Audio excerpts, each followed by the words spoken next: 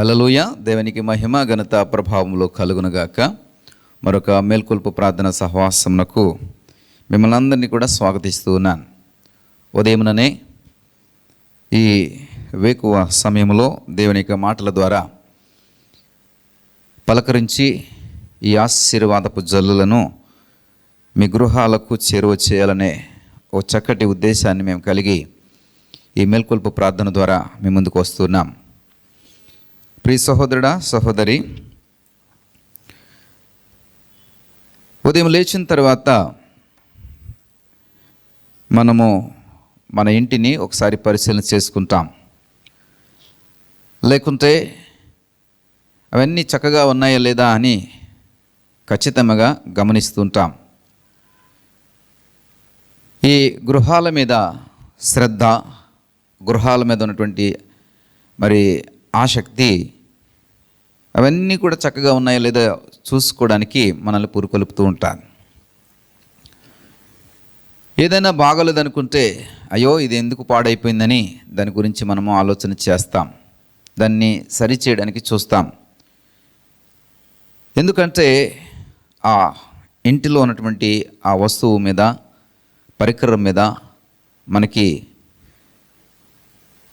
ఉన్నటువంటి శ్రద్ధ, ఆసక్తి అలా ఉంటూ ఉంటుంది.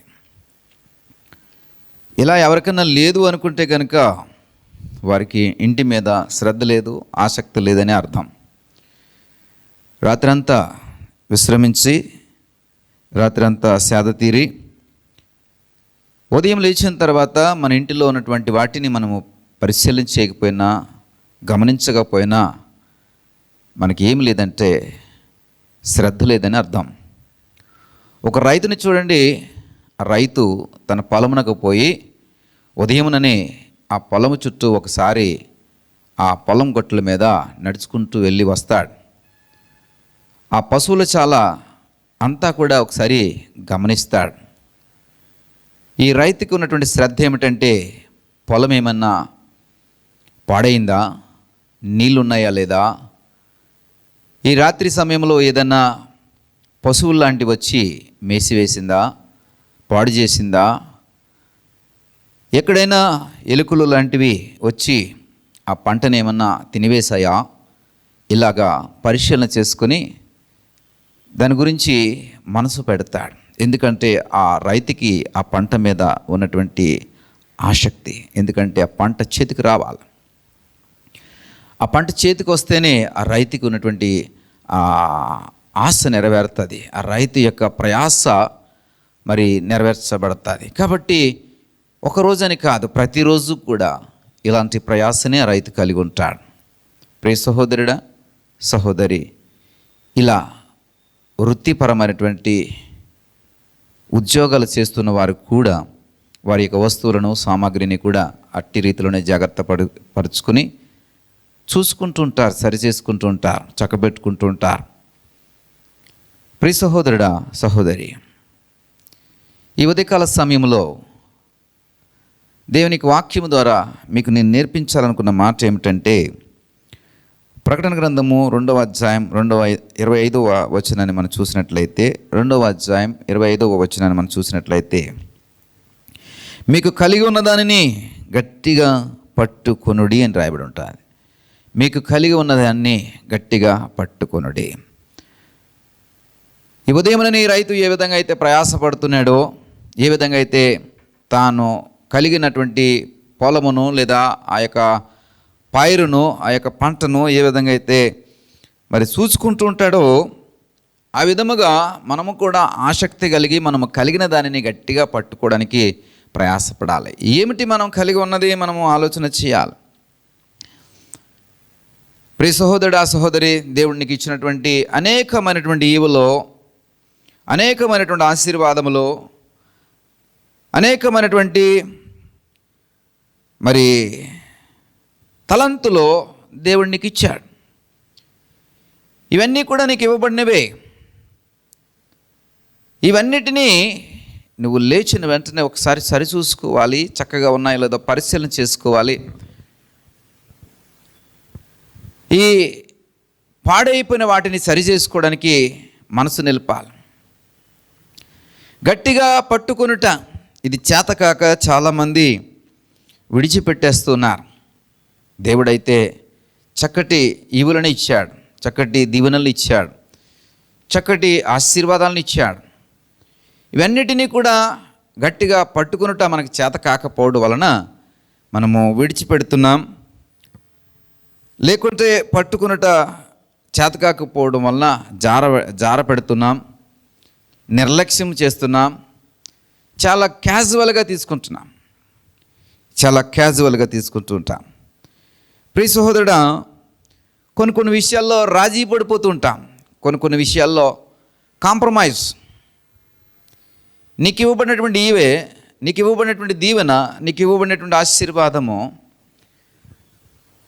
అది దేవుని యొక్క మహాకృప నుండి నీకు ఇవ్వబడుతుంది. దేవుని వాక్యం సెలవిస్తుంది ఏమిటంటే, శ్రేష్టమైనటువంటి ప్రతి బహుమానము కూడా ఆకాశము నుండి నీకు ఇవ్వబడుతుంది. ఆకాశం నుండి ఆయన అనుగ్రహిస్తుంటుంటే మనం పొందుకుంటున్నామని లేఖనాలు సెలవిస్తున్నాయి. నువ్వు ఏదైతే శ్రేష్టమైనది కలిగి ఉన్నావో అదంతా కూడా ఆకాశము నుండి దేవుడు మనకు అనుగ్రహిస్తుంటుంటే మనం పొందుకుంటున్నాం. ప్రియ సహోదరుడా, సహోదరి, వీటన్నిటినీ మనం పరిశీలన చేసుకోవాలి. నిర్లక్ష్యమొద్దు, అలక్ష్యమొద్దు. ఇచ్చినది ఎక్కడైనా పాడైపోయిందా, కలిగి ఉన్నది ఎప్పుడైనా మనము జారవిడిచామా, నిర్లక్ష్యం చేసామా, లేకుంటే పర్వాలేదులేనటువంటి ఒక విధమైనటువంటి ఏవరపాట్లో ఉన్నామా? బీ కేర్ఫుల్ ప్రియ సహోదరుడా, సహోదరి. ఒక వస్తువును సరైన రీతిలో మనం హ్యాండిల్ చేయలేకపోతే ఆ వస్తువు మరి ఏదో ఒక రోజున జారిపోయే పరిస్థితి ఉంటుంది. మనకి ఇవ్వబడినటువంటి దీవెన కూడా అంతే. సరిగ్గా మనం దాన్ని హ్యాండిల్ చేయలేకపోతే, సరిగ్గా గట్టిగా మనం పట్టుకోలేకపోతే దీవెన కూడా జారిపోయే పరిస్థితి ఉంటుంది. ప్రియ సహోదరుడా, సహోదరి, మనకి ఇవ్వబడినటువంటి ఉద్యోగము చూడండి, దాన్ని సరిగ్గా మనము చేయలేకపోతే ఇవ్వబడినటువంటి ఉద్యోగం ఏదో ఒక రోజున యజమాని తీసివేస్తాడు. ప్రియ సహోదరుడా, సహోదరి, వ్యవసాయమైన అంతే, వ్యాపారమైన అంతే, దాన్ని సరైన రీతిలో మనము హ్యాండిల్ చేయలేకపోతే మరి లాభాలు రావాల్సిన చోట నష్టాలు వస్తాయి. పంట రావాల్సిన చోట పంట చేతికి రాదు. ద్రాక్షలు కాయవలసిన చోట కారు ద్రాక్ష కాస్తుంది.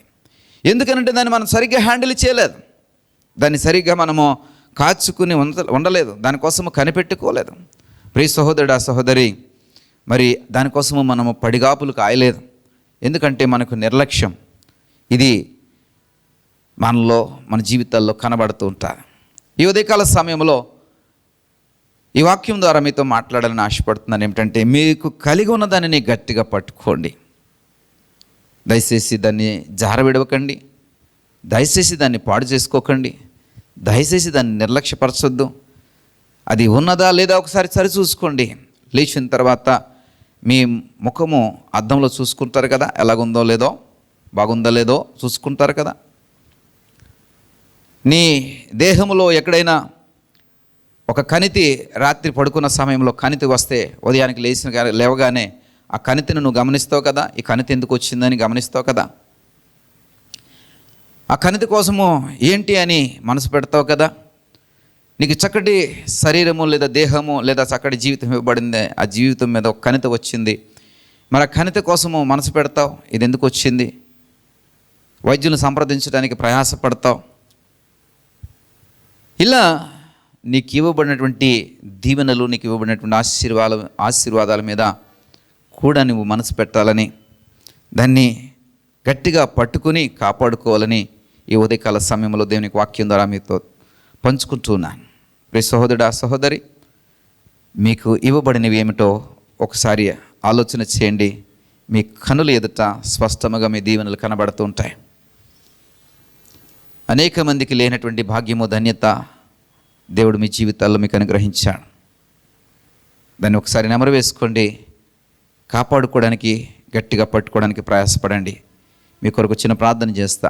దయగల తండ్రి, కృపగల దేవా, ఈ ఉదయకాల సమయం మీరు మాతో, మా అందరితో మాట్లాడారు.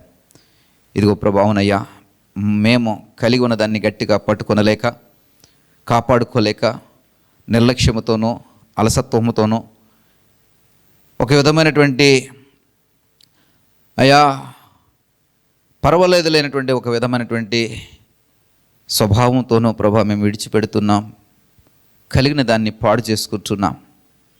ఈ వాక్యం సెలవిస్తుంది, ఉదయకాల సమయంలో కలిగిన దాన్ని గట్టిగా పట్టుకొనుడని. ఇదిగో ప్రభా, మాకు గట్టిగా పట్టుకునడం మాకు నేర్పించండి. గట్టిగా పట్టుకుని దాన్ని కాపాడుకునే శక్తిని మాకు ఇవ్వండి. మీ చేతులకు అప్పగించుకుంటున్నాం. మహిమ, ఘనత, ప్రభావం మీరే పొందుకునమని యేసు వారి నామమును బట్టి ప్రార్థించి పెట్టుకుంటున్నాం పరమ తండ్రి. ఆమేన్.